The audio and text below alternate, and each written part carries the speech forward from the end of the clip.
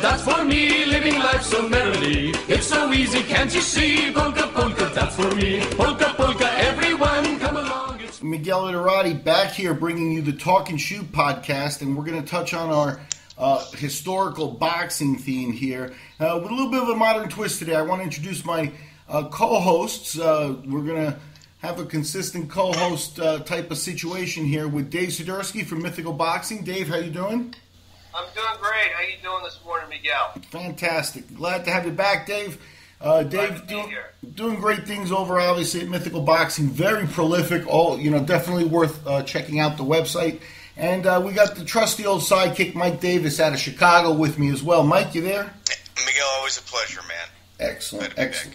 Well, this is my historical boxing team, and we've been getting together. We also had our buddy Keith Palmer on some of the earlier podcasts that you can check out.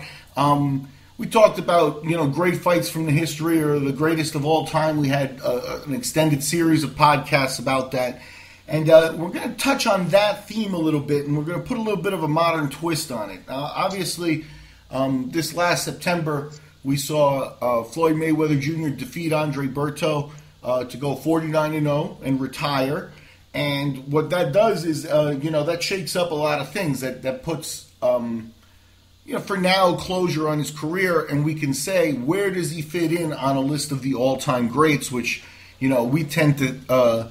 go back to extremely inactive fighters and fighters from, long ago for all-time lists, Sugar Ray Robinson, Muhammad Ali and stuff. And Mayweather now falls into a retired category, so we're going to try to place him on there. We're also going to talk about some of the other contemporaries that may be heading to that list on there.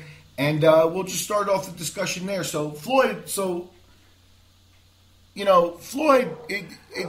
me, he's the guy who's going to tell you he's the best of all time and stuff, and his followers and things. That's become like a marketing campaign for them, with the shirts and the TME or the TB, the whatever the logos are on the shirts and stuff. And I've heard a few other people talk about it, and he gets placed on the list, but I haven't heard any real boxing historians back him up and tell me he's the number one guy, and I'm not sure if with present company we're going to find one. Dave, what are your thoughts?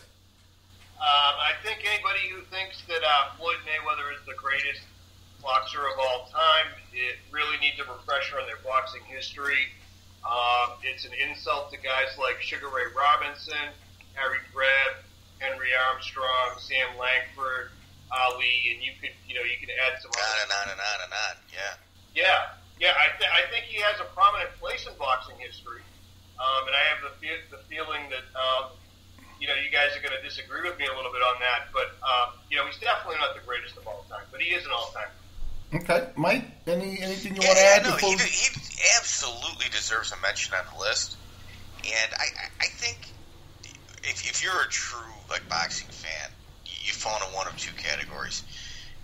You're in love with the modern era because you've seen it, and you place them much higher than guys, whose records are just ridiculous from the past, or like myself, you do just the opposite. You look at boxing in today's day and age as being somewhat of a lull in regards to the grand spectrum of the sport, and you tend to put a little more credence with the guys that fought a long time ago, as compared to the guys, in a modern era. 49-0 is no joke. I mean, it's the guy's a world champion. But when you look at his resume, he caught a lot of the fighters that are real prominent today, in the beginning of their careers, as well as I just think the talent pool is nowhere near as it was, 20 years ago. Yeah, not to mention 80 years ago. Which, in my opinion, affects your ranking. I mean, his ranking is essentially being affected of when he was born and when he was competing, in my opinion. Let me add this here. I'm going to give Mayweather some credit first. Mayweather. I bet you his credit's bad, by the way. Now, Michael, he pays cash usually, from what I can see. But I'm going to give him some credit here. One of the things I think a real argument could be made is that he's the finest conditioned boxer of all time, and a lot of that has to do with the modern times and what we know about conditioning now. Well, if you looked at a recent Bob Arum interview, he made a steroid accusation in regards to Mayweather. I mean, what's a legal steroid, what's an illegal steroid, or a legal supplement and an illegal supplement? That's for, those are lists Nevada's making. Nobody, if it's not an illegal supplement and they're using it, creatine, for example, in the MMA world, and I'm sure it gets used everywhere else too, but you're allowed to use that, So Mayweather, I think, uses all of that. Vitamins, conditioning. I don't think, Mayweather will stop he in. had issues with his testosterone level. But, all right, go ahead. I understand what you're saying, but I think he's the finest conditioned athlete of all time. I think that works against him in my way of thinking of things. Just because, conditioning has come a long way. Right now, most of the guys that he's faced also have an upper level of conditioning, whereas every once in a while, you had your guys like, known for, if you go back 100 years, John L. Sullivan was not known for his conditioning except for at certain points in his career. But he was known for being bad conditioned because of lifestyle and things like that. The idea of going to eat a steak and, they don't do that stuff anymore. And I think that leads to overall better conditioning. Now, what the problem with that is that, in my opinion, boxing at the end of the day is a combat sport. There's many cliches that cover this. To tap one that I think is absolutely the essence of it is, when they say you can play baseball, you can play football, you don't play boxing. There is an aspect of seriousness in combat to a boxing match that takes away the use of the word play. And I think that's intrinsic in it because you are, at the end of the day, trying to take your other guy out. Now, what happens is, many times there's a stalemate and you can't do that. And, we evolved from the times where there were no time limits and then there were 80 round matches and, then 25 round matches and things like that. And they got it down to 12 mainly because of the health factors and the conditioning factors for the fighters. After 12 rounds, when they installed the 12 round rules, back, 30, 40 years ago or whatever it was, even then the conditioning was very much different than it was today.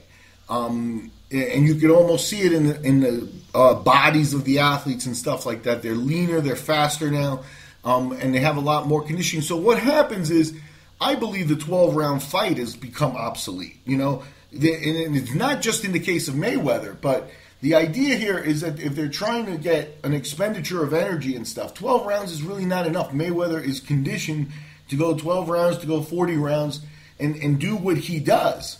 And I think that places him in a rare spot because even... I agree with you on that. And that so it takes away his killer instinct of wanting to go for the knockout or finish the other opponent because he's satisfied in a situation where he's not going to hurt me and I'm not going to get tired, so why don't I keep doing this? And the idea of a sport, I think, when people watch it, is you want to see the athlete exert themselves. And I don't feel like he's, had to exert himself. He doesn't exert himself to go for the knockout. And he doesn't exert himself through the act of going 12 rounds because he's conditioned well beyond that. Whereas, even, some of the all-time greats after 12 rounds, Muhammad Ali, when they went deep in fights and stuff, he was putting out energy enough that at the end of the time of the fights, they were exhausted.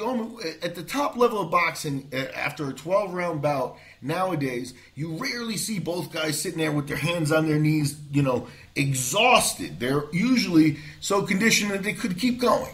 And I think that places Mayweather a little bit as a compliment because of the conditioning. He's taken it to a level where he understands it. And he's very focused and serious. He's been around boxing his whole life. A guy with Olympic credentials and things like that. The discipline that it takes to do all that stuff, that also shows, and he deserves credit for that. And he's followed a lifestyle that's led him to be a highly conditioned athlete. His style means he never took early damage. It's like, some people walk out of a fight after, really getting into a fight, and they're lesser of a fighter afterwards. Mayweather didn't get that because of his unbelievable defense. But again, he stopped it. He left it at that. He never pursued the actual act of boxing, which is to finish your opponent. I've argued with some Mayweather, discussed with some Mayweather fans and stuff, and they say, no, the knockouts come, but boxing is the art, and that's what he has at a high level. And I disagree with that. I hear that at work, and it's usually before like a pay-per-view. Oh, no, it's an art, it's this, it's that, the other thing. And then I say, I'd rather watch paint dry than a Mayweather fight. We argue, and then I go, okay. I make a big announcement at work. This is our conversation, and then Monday comes, and what happened, guys? What happened? Oh, it wasn't. Your party was upset. Everyone. Oh, it wasn't as good as this last one. It's like, no, you're forgetting. It's difficult for me to buy a pay-per-view with Mayweather on it. And let me wrap one other thing, and Dave, I'll turn the floor over to you. But another thing that happened here, and this is one of those things that it's just a modern evolution, and it is hard to argue against because it's the money argument, and they always fall back on that. It's like, yeah, but he made $250 million for the Pacquiao fight. Yeah, but it sucked. Yeah, but he made $250 million for the Pacquiao fight. It's a card trick, and you know what? You bit. You didn't see it coming. Yeah, I knew what I was getting there, but here's the situation though with that, and I think Oscar De La Hoya pointed it out too, and to a certain extent he could be accused of the same thing, but he's the one who pointed it out. At some point it became a business. And no longer an endeavor of testing yourself and physically. And I can't say that that's the wrong way to go. You can't knock somebody for making their money, especially when it's there for the taking, and he's taking it by the shovel loads. But what that decision did is, I think it took him out of where he was at his best in boxing. And I think between 130, even if he had stopped at 140 pounds and not gone beyond that, I think he still would have retained a couple of possibilities. I think Dave and I were speaking off mic, and we talked about him at 130, 135, and that's when he was really at his best and most dangerous. And what happens in that situation is he's a guy that at that size doesn't have to fear his opponent's power that much, and maybe takes away some of the necessity to be so extremely defensive. Maybe it opens up the ability to take more risks. And also fighting at a higher weight, he lost all his power. I mean, he hasn't had a legitimate knockout since Ricky Hatton. He did knock Hatton out at a higher weight class. I think it was as a welter. But prior to that, when he was smaller, he did have his accumulation of knockouts, and he could have continued that. And keeping in mind that I rate the knockout very highly, I would rate Henry Armstrong as my number one guy, and he's a member of the 100 Knockout Club, that kind of thing. So I think that would have helped him, but his decision was to pursue another belt, another belt means more money, and it means this opponent, how do I beat a guy like this? Well, you're not going to knock a bigger guy out who's got a good chin and good technique and is an elite guy. You're going to have to be elusive, and it changed the whole gamut of what you're actually looking at to do there. At the end of the day, Berto, after that fight, said, he's extremely experienced. He's an amazingly technical boxer. He didn't hurt me once. You know what I mean? And I think that's very telling, because at the end of the day, you do want to hurt people, in boxing. I think that's part of it, and I think that part gets lost in the arguments of, oh no, it's art, the knockouts will come. Yeah, they'll come, but if you're fighting bigger guys, they come less and less and less, and at the end of the day, that's kind of the essence of boxing. And then that decision of saying, let's go for money. And there are other guys guilty of this too, like Miguel Cotto. Miguel Cotto has a middleweight world championship right now that he's not a middleweight, you know what I mean? No. But what he did was he made a business decision of finding a guy, and Martinez was an excellent fighter. He took the belt from Sergio Martinez. Martinez was an excellent fighter, but finding a guy that his style was suited for him, and he was at the end of his career, and it was a business moment. He said, look, I can grab a belt in another weight class. And ever since then, Cotto, because, Cotto is very much like Mayweather in that he is able to call the shots for his fights. Cotto doesn't fight anybody he doesn't think he's going to beat, So that's what makes his Canelo fight interesting, but that's for a different podcast. But the thing about makes you really excited about that fight. Cotto's got title defenses at middleweight of that belt that he's called for afterwards, specifically against Daniel Gill, where he made the guy make a catch weight for a belt. I mean, but he can call the shots, and Gill decided to take the risk and come out and try it and deserves credit for it. But, again, Cotto is the world champion in there, and he's going to tell everybody middleweight world champion in this and negotiate and make more money off of it. But he's a misplaced middleweight world champion because he's out of his weight class and he got the belt. Now, not all of Mayweather's. Mayweather is probably the best boxer of this era. You've got Hopkins, you've got a couple of other guys that maybe you can put in the argument. But he's the best boxer of this era. Let me counter and give him praise as well. You were talking about the knockout, and the overwhelming majority of his knockouts were at lower weight class. But generally, that's a selling point. Like when you're selling boxing to the boxing fan that doesn't really follow it as closely as one of the three of us, it's always the knockout. Like that is the hook, to get people on the line in order to watch it.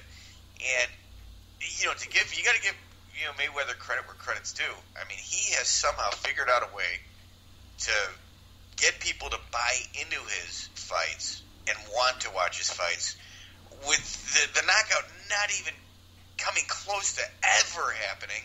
Yet every single time they talk about an opponent, it's, Mayweather's going to knock him out. Mayweather's going to knock him out. It's like, well, when was the last time something like that happened? Yeah, I want to get back to that subject, but I want to bounce it over to Dave because he's been a little bit silent, and I want Dave. He's looking at Tom Brady pictures. No. I agree with a lot of what's been said here.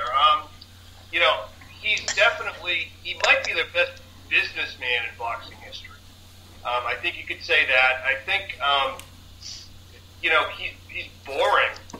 He's boring to watch, and it is amazing that people fork over this kind of money to him for fights that are just incredibly dull.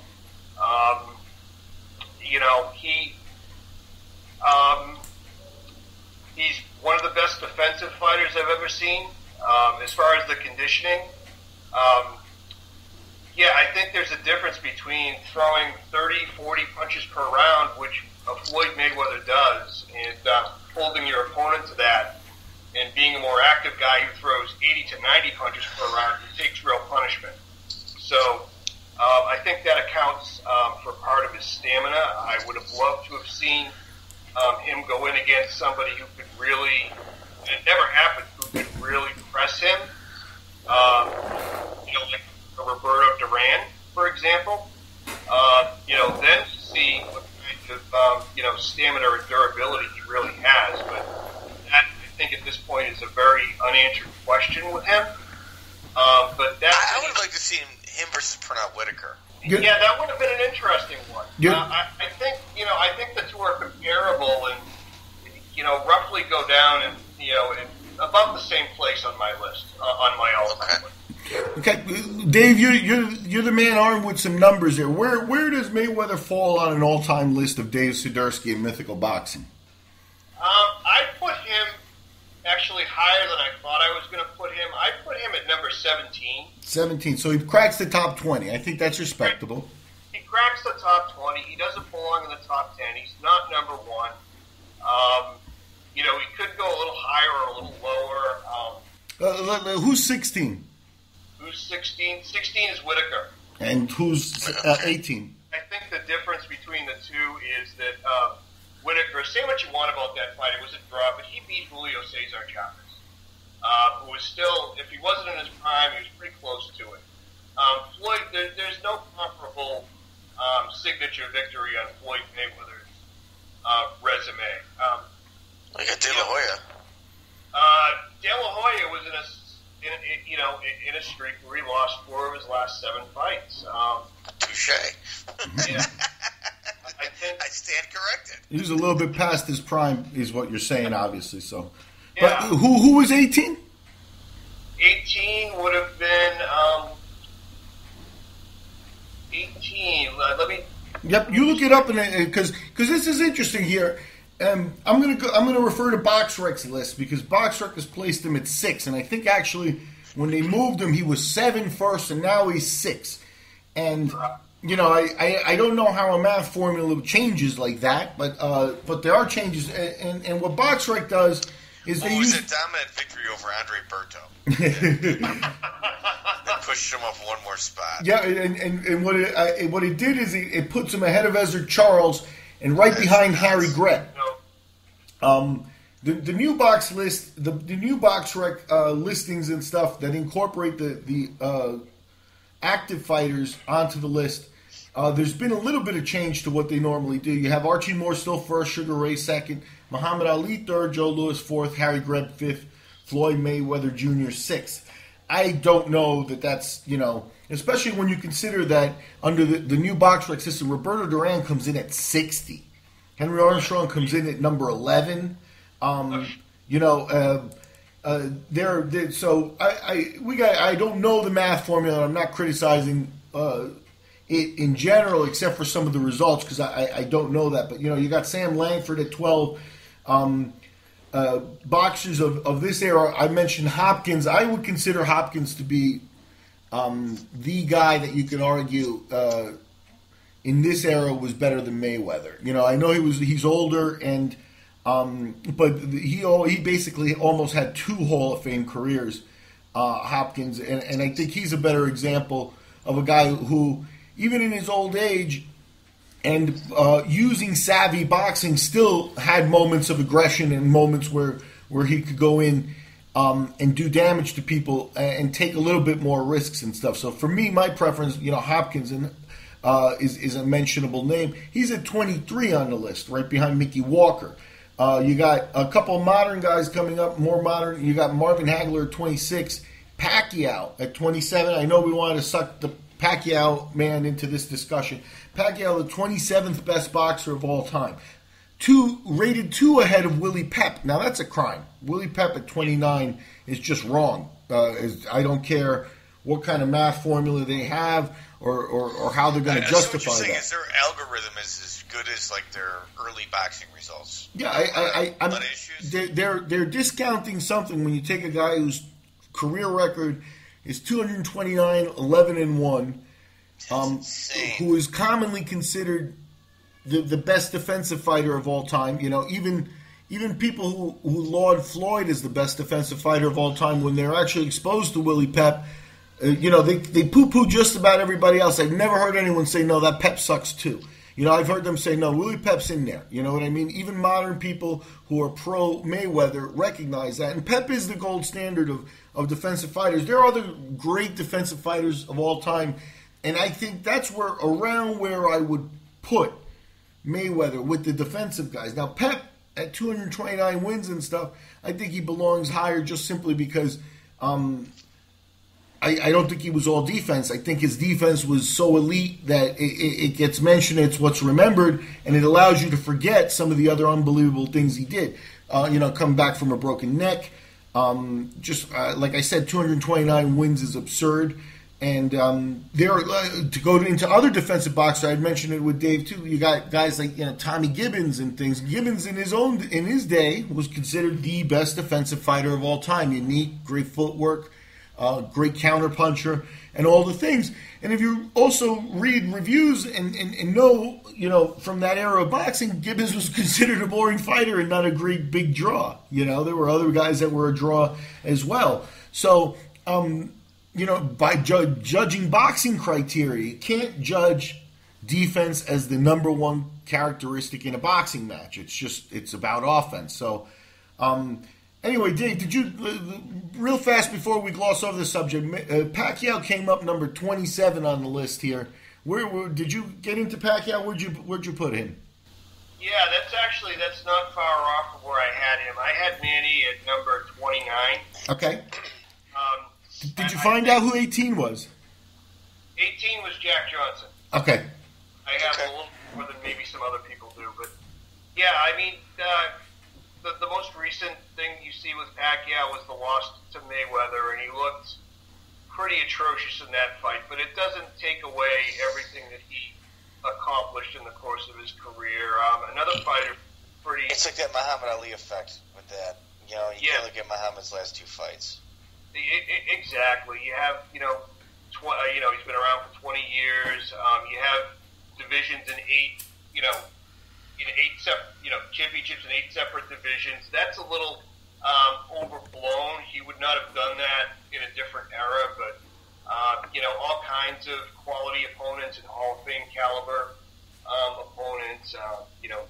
De La Hoya, although he was definitely past his prime at that point. Ricky Hatton was a pretty good fighter. Cotto's probably going to be in the Hall of Fame. Shane Mosley, who was a little bit past it, and then you have the rivalries with Marquez, Barrera, Morales. I mean, those were great fights. So he definitely, and he was a uniquely skilled fighter, powerful and fast. So I think, his place, he ranks like, some contemporaries, around where he's ranked would be guys like Arguello, Tommy Hearns, maybe.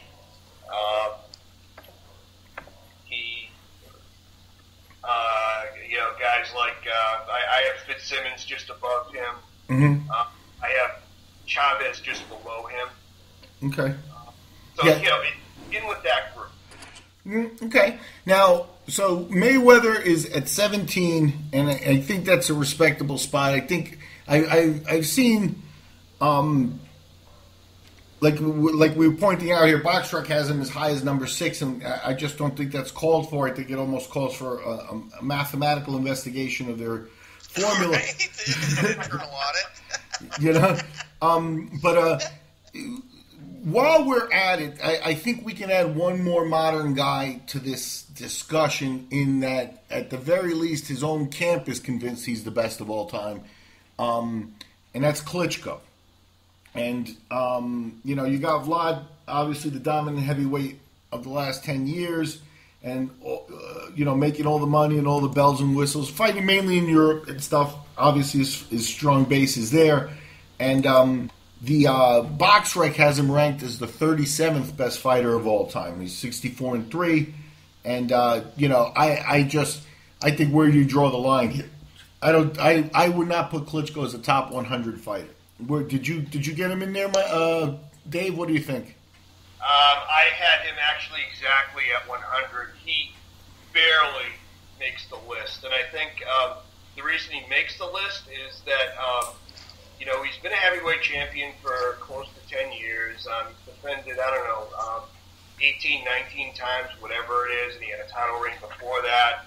I think you have to give credit to the longevity and the dominance, but. And in his case, sorry to jump in, but in his case, as opposed to, he has 50 knockouts too.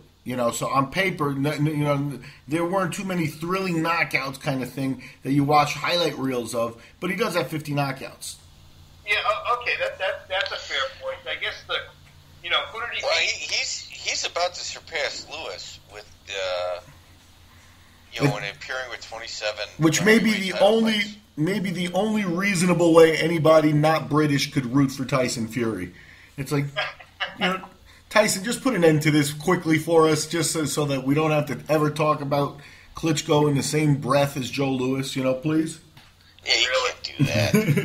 He can't. You talk to a Ukrainian, and it's crazy. We got like a big Eastern European community here in Chicago, and you talk to some of these Ukrainians here, and he's better than Muhammad Ali. No matter who you say, Klitschko's better than him. And in my opinion, he's like the Barry Bonds of boxing. He stays in Eastern Europe with a commission that I'm sure is got some holes in it. And he fights out of Germany with the German commission, so it's not quite Eastern Europe, but the commission does have some holes in their policies, specifically around drug testing and stuff like that. I think he's such a big draw. Like Manny Pacquiao fighting in the Philippines. Do you think the athletic commission there is going to, release a dirty drug test? Yeah, I'll give you an example, and this is documented that people can look at because I think it was either Mariusz. I think it was Mariusz Wach, the Polish fighter. He was undefeated going into his fight, and he's been coming back. He's actually fighting Povetkin coming up here. Wach was undefeated heading into the fight. Wach, a lot like Tyson Fury, 6'9", a little bit bigger than Klitschko, which was something odd. Wach actually took him the distance, and Wach failed a post-fight drug test and for steroids and stuff. The announcement for his suspension that I heard was a press release from Klitschko's manager. It's like, in what world does the manager of your opponent say, hey, our last opponent blew hot? It's the responsibility of the commissions, but he knew from the commissions they're all buddy-buddy in there, and no one even calls him on the fact that shouldn't the commission be making this announcement? What about the fighters? What about? Are you also suspending him? Yeah, what about the fighter, the other fighter, in terms of due process and stuff? The first thing that I would do is, first, if you fail a medical test, there is some confidentiality about it. You know what I mean? In an extreme case, and, I don't know that it's happened or anything, but in an extreme case, if you test positive for HIV and you're not going to get a license and you just found out that way, you have a doctor telling you, look, you're sick, you can't box. I don't know that I would want that public, right? So there is some type of record of, confidentiality around these records. So for the manager of your ex-opponent to be announcing that you tested for steroids, it's just a question of what's going on over there, Yeah. And Klitschko and Bernd Bott is the manager I'm talking about. Those guys, they operate in Germany now for years, and everybody makes money. And what does Klitschko do? Klitschko says, no, I passed all the drug tests that the German Boxing Commission requires, which is very little, just a post-fight piss test, according to what Kubrat Pulev, another recent opponent of his, stated. And, a post-fight piss test, and then they send it to a lab in Germany. It's like, okay, I mean... Well, Miguel, obviously you've been around, the sport, as long as I have. Sometimes they just give you a cup, and they send you into the bathroom where your buddies are hanging out. Let's call it what it is. If you don't know anyone that's beat a piss test, you haven't really been in the sport. Yeah, no, and in some cases you want to say that they avoid that and stuff like that, but it's just too easy to go around this. So anyway, we were talking about Klitschko and how he has a basically like an enclave in Germany and East where he can box and basically is like Mayweather at the MGM Grand. He's not fighting under stressful conditions of travel, of hostile territory, just the fans not wanting him there, calling for room service and the hotel people don't run because they know you. Just little, stupid things, but it makes a difference, Remember Montel Griffin's story about being taken during his rematch with Roy Jones, taken to a room by security at the hotel where they told him, look, we'll keep you here away from the people and stuff, and we'll come get you when you need to go there. And, he sat there in the room and actually had to rush afterwards because something got lost in the mix, or, something was planned to leave him there, but something got lost in the mix, and they forgot about him. And he had to run through the audience still dressed in his fit and go change while Jones was already all gloved up. Wow. So stupid stuff like that is going to happen when you're fighting at the other person's, and Mayweather's opponent is subject to that, not Mayweather. Klitschko's opponent is subject to that, not Klitschko. They managed to get out of that. But Cotto is another one whose his opponent will be subject to that at the Garden or in Puerto Rico, but usually at the Garden is where he fights. Not him. And that's another reason why, arguing people like Klitschko versus Joe Louis is just nonsense. Joe Louis, they call it bum of the month and stuff, but still, you're going to another hometown, you're traveling, you're dealing with this, and in those days, it's who'll be judging in that town, who's going to do this and that. So those guys faced adversity that the modern guys just have excluded. It's an evolution of the sport. They know that it's a problem, so they seek to avoid it, and that's what they've done. And Mayweather, to me, was the king of that, of fighting at the MGM Grand all the time. To me, I'm not particularly an Amir Khan fan, but the Amir Khan fight and the possibility of him going to England, they would have filled a stadium up of 80,000 people. You can't tell me that with the differences in money with the pound and things like that, that it wouldn't have been boatloads of money for both guys. I don't know. But I think Mayweather, at the end of the day, also monetizes a little bit better in Vegas. Obviously, everyone does. When the UFC has a big fight, they pull their guys over to Vegas and stuff. There's something about the city and everything going on there. I think so the venues also pay them to put the event on. Yeah, that's what it is. Yeah, there's many other little factors in there where. You were kind of going back to Mayweather, but to that is what we're discussing. Well, I mean, to close out Klitschko though. Deontay Wilder just fought last Friday. Did any of you guys watch that fight? Sure. Yeah. I mean, his output was incredibly impressive. I'm not sure that he can take a punch yet. It seemed like he had some issues, but it could have been cardio issues as well because the amount of punches he was throwing. But I know Klitschko's got a suspect chin. I think Deontay Wilder might be able to find it. Look, he's big. He's big and he's active and stuff. We don't know how he's going to get hit, and De Hoopus is not Klitschko, let's say. So Exactly, and my takeaway from that fight with Wilder was he gets hit way too much.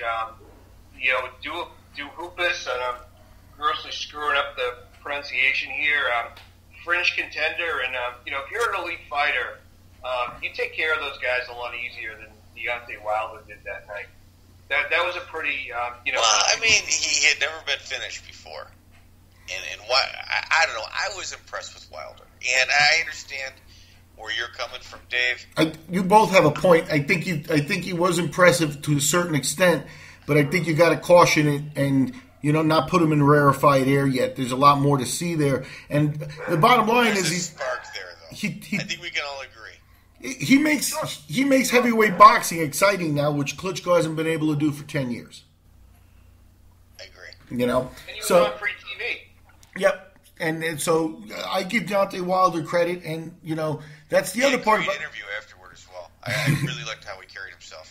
He's polishing up, and that's a good thing. Hopefully for a nice long run, but we'll see. But getting back to Mayweather, we were talking about that, and I think if Mayweather had gone and fought Khan in Britain, the money argument, it's nice if you have your business deals already made, and you're in Vegas, you get X, Y, and Z, and the money comes in from all over the place and stuff like that. You can't tell me he wasn't going to make a boatload of money in England. And, just not wanting to do the fight, taking the easy way out and fighting Berto, he could have fought Khan there and still monetized it more than he did Berto because Khan's a bigger draw. So, any one of those things would have been more of a challenge than the one that he took. And he took the easy way out and he took the business way out on a lot of occasions on his career. And I think that shows a black mark on his legacy, so to speak, because they always had the home field advantage. Well, let me ask you. He retires at 49 fights. Are we pretending that this isn't a calculated, showbiz type move to where he comes back for his 50th win for another big payday? Look. Are we pretending like that's not happening? Go ahead, Dave. Yeah, he'll. If I'm a betting man, he's going to come back. My only other comment is, it's not just a commentary on Mayweather, but boxing in general. In another era, Mayweather would never have gotten away with, picking and choosing his opponents. If you can make $32 million for fighting an Andre Berto, who wouldn't do that? If you were in his place, if I was in his place, who of us would not do that? Right. No, if the thing is that's the business aspect of it. You can't argue with and that's what the argument is about a comeback. First, he's put away probably $500 million in the last couple of fights, right? So and I know money. I know money's not something that you have enough of, no matter what. You know what I mean? So, and he's a guy who likes his money, and his money is going to come in less and less, unless he's really wise with his investments and stuff like that. And who knows how that'll go? But he's not going to run. He's not going to run out. He's not going to run out of money, like to the point where does he fight Pacquiao? Does he fight Pacquiao again? Because if he has to fight Pacquiao again, then he's coming back next year. And I think he's obviously made enough money that now at his age, if he takes 2-3 years off again, and he's gone, and is he really going to come back at 40? Because then you really have to consider who the opponent is. Will he come back to do something like this? Was noticeable to me about Mayweather too. Oscar De La Hoya was on one of his little cocaine binges, I think, because he put out. This is serious though. Because in this last couple, this happened this year though. Is he was on Instagram or on Twitter or something, and he was talking comeback. He was talking about fighting Golovkin, and he was lifting his shirt up and showing he still had a 6-pack and stuff like that. And De La Hoya, lace underwear. Like around his belly line? Yeah. Notice anything like that? I mean, that's on the side of the underwear? That's why it was hard to take him seriously, and then when nothing came of it, it was the kind of thing. But one of the most excited people when that happened was Mayweather. Because he'll do a fight like that. That type of a gimmick fight. I wouldn't be surprised if he fought Ronda Rousey. If there was a way... If there was a way that you could promote it and not be a complete circus and sideshow, that there was some seriousness to it, I don't know how they do it, but I wouldn't put it past him to do something like that before he comes back and takes on, Canelo, who will be 28 and in his prime at that point. You know what I mean? Miguel, I know you're saying it in jest in regards to Rousey, but you do have to imagine that Mayweather and his camp have got literally just a board, full of names or ideas that may not have, they certainly, didn't get the green light, but they were discussed. And I'd like to take a look at that just to see the ridiculousness, that could have happened. It includes names like Mickey Rourke and Danny Bonaducci. Absolutely, without a doubt. But even the round, so he will come back for something that makes a big splash. But to come back, it's gonna be a gimmick, just like you said, it's gonna be a gimmick fight. But and that then we will see him again, is my thought. But as a serious fighter, to come back and say, no, I want, Canelo's got that welterweight belt now. I want that welterweight, or let's say light middle. I want another light middleweight belt one more time before I go. I'm going to focus myself for that fight and do a hard fight. I don't think he's going to look for a weak champion. Yeah, so we'll see. And he's got enough money. He really has enough money that he doesn't have to box anymore unless he's foolish. He retired a few years ago and came back after he spent it all. Yeah, but he's made $500 million since then. It's like he didn't retire with. Miguel. I have faith that he will blow his money. Yeah, I'm really rooting for that. I really am. I want to watch it. No need. And I want it to go. It's fixed. It's a fixed. If there's any way that you could just script that just for enjoyment purposes, I'd like to see him go down like Chris Farley. You know what I mean? So no comment, Dave. Huh?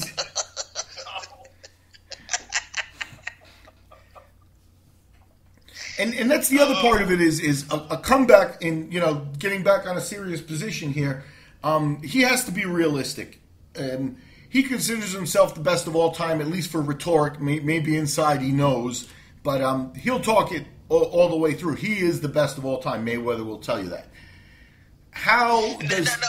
No. Do you think that Mayweather's camp called De La Hoya after he was on, after he was on Instagram talking about fighting again? I guarantee that phone call was made. Yeah, I think it was, because Mayweather was in interviews and stuff saying that he'd like to see that happen. Again, keep in mind, De La Hoya is a boxer who, if you say Oscar De La Hoya to my 80-year-old mother, she'll say, "Oh, the boxer." Yeah, that's true. Andre Berto doesn't have that, So his ability to monetize even a faded Oscar De La Hoya, I think that's what turned him on. I think that's exactly the business antenna that came up. He said, that fight will make us money, and he doesn't have to worry about winning it or losing it. He feels comfortable fighting De La Hoya after all this time again, So something like that, I think, could lead to his comeback. If he comes back, though, at the end of the day, let's be realistic. He thinks he's number one of all time, but BoxRec has him at 6. The great Dave Sidursky has him at 17. Those are still lofty positions, and I'm serious. If I may counter, there's a boxing expert named Justin Bieber that has Mayweather as number 1. There you go. And I mean, so there are some. I apologize. But no, what I'm saying though is, he's already really got a legacy. He's already really, going to go down as the best of all time. How does that get improved by coming back at 41 and maybe getting beat? He's going to handpick his opponent. He's going to get that 50th win. If that's the case, so first since he's retired, he's got no belts. He'd have to go out and get another belt. So he needs a weak link champion there. So when that pops up, we'll see where he turns up. But you consider a weak link champion might look something like an Andre Berto, which doesn't get him a lot of respect. Even a win doesn't move him up on the list, rightfully or anything like that. And meanwhile, risking taking a loss and some of the other stuff, I think it's very possible that he doesn't come back. I think we'll hear the talk periodically, and sometimes it'll even seem serious. But I think at the end of the day, I don't think we see him come back. Okay, so now we're gonna keep score here, Dave. Miguel thinks that Floyd will not go broke and keep all his money, and will not come back. Go ahead, Dave. What's your opinion of both of those things? I don't think he will blow all his money. I mean, $500 million, you'd have to spend. We could do it. The strip club to blow that. I think he will come back, though. I think his ego will drive him to do that, regardless of whether he comes back or not. I don't think, the only thing that would elevate his legacy in my mind is if he were to, and he's not going to do this, to fight a guy like Triple G. That would be real risk. All right, this is one of those rare instances where a fight happens, everybody enjoys the fights, and then the judges' scorecards come back, and all 3 judges see it differently. Okay? I believe that he's definitely coming back for his 50th fight. To cement his legacy, as the greatest fighter of all time. He doesn't want to tie anybody for records. He wants to be, the greatest. I have no doubt that he's coming back for his 50th fight, and I'm even more confident than that he will blow $500 million. Yeah. No, I'll tell you this. That is the one for sure thing I know is that money is gone. Yeah. Okay? The 50th fight, I'm about 80% on it. Here, I'll temper that a little bit because I tend to, I remember watching, there's a very good documentary. I'll forget the name of it now, and I'm not going to look it up, but it's on Mike Tyson. And it's basically a documentary where the guy interviewed Tyson. It's just Tyson talking. And you get clips and stuff like that. Fascinating guy. But there's nobody else except Tyson. And Tyson says something along the lines of, that he got to about $350 million twice in his career and blew it. So can it be done? Yes. The thing about Mayweather is I think Mayweather is very contrived. And I think a lot of what we see and what we get there is a little bit of an image tailoring. Every time he has to travel, he has to pack $1 million and loading the suitcase up. There's 100 videos of that crap, or going around and burning $100 bills in strip clubs and things like that. But does he do that all the time? Is that him, or is it a staged effect for the marketing part of him, which makes him, edgy and a modern, culture hero that is the biggest draw in sports at this point? You know what I mean? So I do think that there's a lot of that contrivedness to him, because even though he's doesn't have a Harvard education or anything like that, he doesn't come across as completely stupid. And then if you listen to him read, look, that's not really a great. That's an indicator of education, but it's not an indicator of intelligence. And I see what you mean and stuff. And an education really helps you keep your money and be grounded in things. But I don't know that being just street smart and intelligent doesn't get you some of that stuff. And he's surrounded by people that made these deals. Nobody, Bernard Hopkins is a smart guy. Oscar De La Hoya was a highly monetized person. None of them got close to making. So there's someone there making business deals on that end who's an elite mind in business. Okay. All right. So what you're saying is there's a wild card. That elite mind, could go south, which we've seen before with some of these athletes. It would be nice to see his manager take $100 million and flee to like the Grand Cayman and never be heard from again. That'll help take a chunk out of it. Without going too much into my background, I know guys like Floyd Mayweather. To the vast amounts of wealth that he has, no.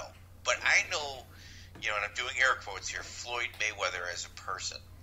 And I have no doubt that he's going to go through that money. No doubt. Okay. That's. I mean, I don't think he's going to be Bill Gates and give half of it away for hunger against the poor and stuff. But it's like, no. The only we'll not go towards like humanitarian issues or the world. He's not going to solve any epidemic. That's for sure. Unless it's the single mom epidemic, I think. I wasn't going to go there, but go ahead. But so all kidding aside, I think it's a toss-up because I think also he is a modern athlete, and there are a lot of cautionary tales. In boxing and stuff like that. He comes from a boxing family. His own family, probably doesn't have a lot of money left from their boxing days.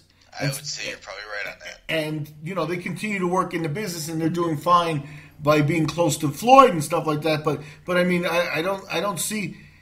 So I do give him a little bit of credit for, that he's just not going to go completely south. Like Sean Kemp, if you remember, the basketball player, or Vin Baker, just hit the bottle or something like that. He also has seems to be okay with some of those like vices, like the ones that caught up with De La Hoya and stuff like that. All right, well, it's like dressing like a woman. All right, let's make another side bet. Ricky Hatton now is could fight as a heavyweight. I mean, he's unrecognizable based on how he looks. How much does Floyd gain a lot of weight? What happens? Does he stay close to his weight class, or does he just blow up? Go ahead, Dave. What do you think? I think he stays close to his own weight. Yeah, I think so too. I do. I don't see. Look, I'll go back. I'll tell a story here about it. While we wrap up a little bit, since we're on the subject of Floyd, and that's basically what we wanted to talk about here anyway.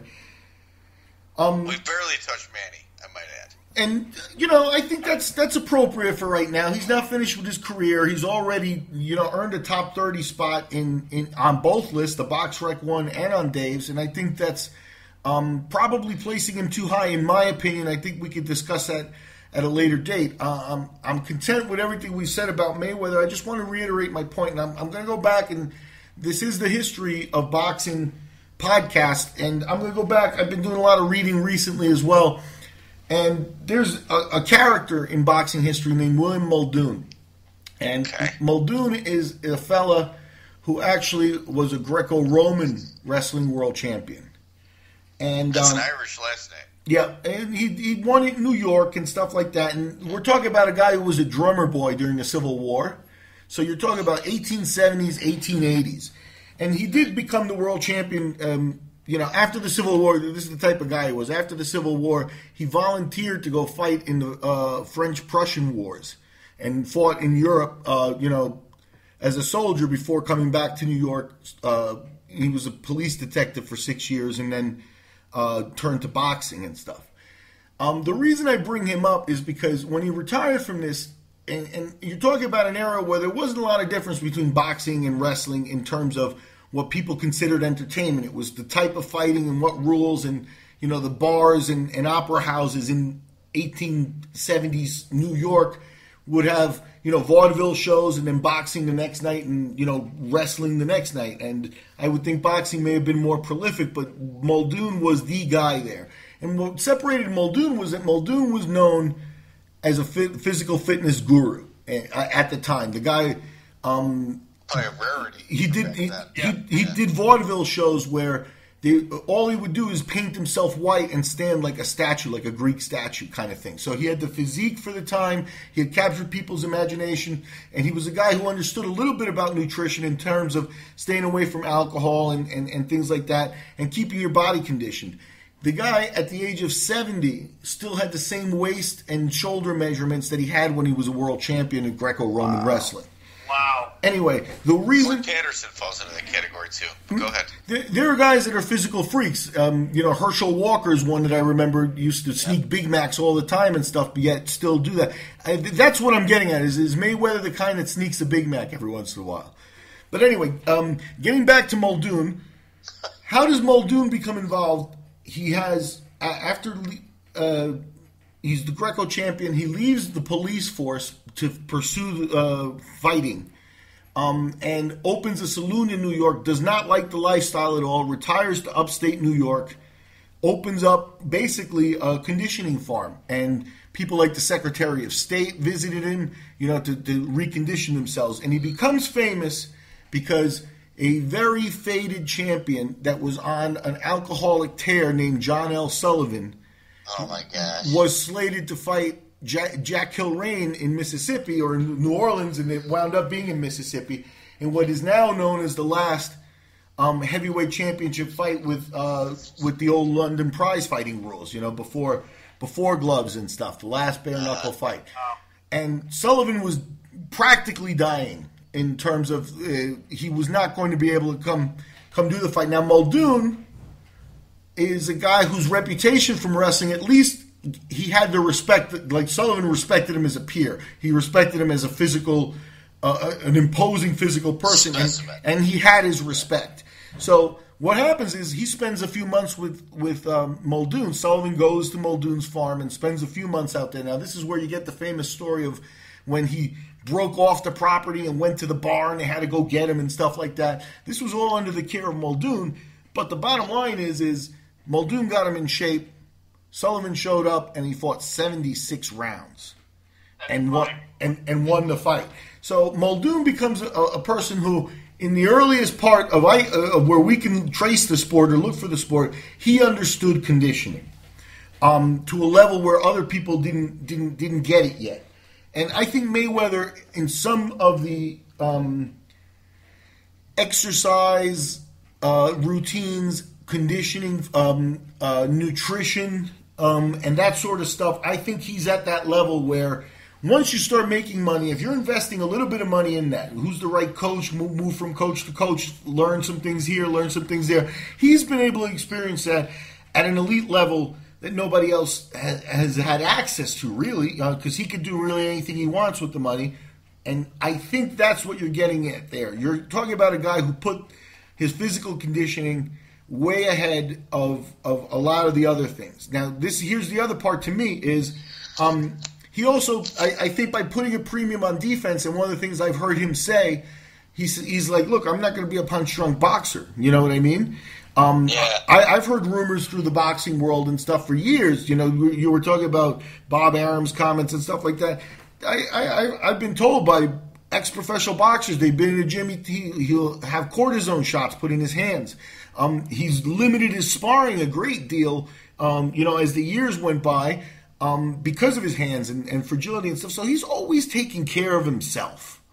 Is he a guy that is where he is partially because of that, or is he really just so gifted like a Herschel Walker was that he could go eat Big Macs and stuff like that and still be in shape? That's the question. But I think all that history of conditioning and putting that much into your body, I think him falling off and being like, let's go out and watch the football game and kill 30 beers. I don't think he's grab some wine. I don't think he's going to turn into Kelly Pavlik. No. So, so that does leave open the possibility of a comeback and stuff like that. But to me, I almost feel that the negative aspect of coming back, unless he comes back like to fight a Golovkin, in which case he will think in his head, well, if I lose, so the possibility of losing that won't work out well for him. So that's where the delicacy of his decision that will have to come up is. Do you come back for an opponent that's not going to get you any respect just for the money? Again? Yes. I think you'll find that the money won't be there the way it was before if he fights Danny Bonaducci. What did the Berto numbers look like? They weren't great. They weren't great. I think he had a $30 million guarantee, so who the hell needs more than that? You know what I mean? Right, exactly. But anyway, so I think we've given Floyd his due. I think that I can rate him as one of the top conditioned fighters of all time. I don't know if I have him as high as number 17 on a list. I didn't do a pure 1 through 100 list to include him for this exercise, just because I wanted to touch on a couple of different subjects that I thought were important, and I wanted to give him his place. But when you consider, to compare to the BoxRec list, you've got Joe Gans at number 48. You got Julio Cesar Chavez at number 51. You got De La Hoya 54. Sugar Ray Leonard at 58. Roberto Duran at 60. So that's a crime. Now you got Sugar Ray Ray Leonard at 58 and Roberto Duran at 60, and arguably those are two guys that I think we could get Dave to say it. Those are two guys that Mayweather in his prime, if he had fought them in their prime, that'd be a fight Mayweather may not have a 0 at the end of his record after. No. So if they're 60, if Roberto Duran, for God's sake, is number 60 on BoxRec's list, doesn't Floyd Mayweather belong around 50 or 60? That would be the question I have. I had him more in the 40s. Tommy Givens is my example of a guy, just because I've recently been doing a lot of reading on the subject, and I've read a lot of reviews of his fights. He fought Greb a bunch of times and things like that. And he's a guy that had that reputation also. It's just being the elite fighter. People used to go to Minneapolis and base their camps out of Minneapolis to emanate his style and to learn the Minneapolis style of boxing. And that was a highly defensive and strong style with Gibbons and his brother. You got Gibbons, but his fights are reviewed as boring. And that's about where I would place him. And Gibbons, be interesting to find him here on the boxing list. Anybody? Let's go wrap it up here, Dave. Dave, repeat a little bit about Mayweather. Any final thoughts and stuff, and we'll see how we wrap it up here. Okay, I did end up putting Mayweather in my top 20. Definitely not number 1. I think he ranks that high just based on the longevity. Nearly 20 years. 15 years plus is probably the best fighter in the sport. He doesn't have a signature defining victory, but he beat a bunch of good fighters. Guys like Genaro Hernandez, Angel Manfredi, Diego Corrales. That first Jose Luis Castillo was a loss. I'm sorry, but he beat him the second time around. Gotti, Judah, De La Hoya, Marquez, and the list. Obviously, Pacquiao, Canelo Alvarez was a good fighter. Miguel Cotto. So I think that's enough to get him into the top 20. And he really hasn't been, he hasn't been challenged very often. Not many of his fights have been difficult. So you got to give, he's not the most exciting fighter to watch, but I think you got to give him his due. You have to respect a lot of those points and stuff, and I think that the positioning, like I said, perhaps on my own list it would be a bit lower, but I think that there's no doubt, that at this point you have to say the guy's earned a historical spot, and I think 17 says it just about as well as 40, in my book, Dave. I think you did a real good job there. I think we put Pacquiao a little high, and I think Klitschko doesn't enter an all-time great discussion in my book. But those are subjects for another podcast. Mike, I'm going to let you wrap up. Yeah, you know what? I mean, I think I've said everything, other than I stand by Roger Goodell's decision with Tom Brady. I hope he was suspended. Sorry, Dave. Other than that, no. Everything else I've gotten out. It's been a great podcast. Good deal. And this has been the Talk and Shoot podcast, our historical boxing. We talked about a theme, obviously, it's a little more than just history because it's very on topic and stuff, but I want to get everybody's thoughts, and it's always going to be a question when the Mayweather fans pop up of, is he the best of all time? And I think for the history of boxing, we can unequivocally say no, he's not. But he's earned his spot, and nobody's going to be able to take it away from that. I'm Miguel Dorati. I'm signing off for Dave Sidursky and Mike Davis. This is the Talk and Shoot podcast, and we have been Talk and Shoot.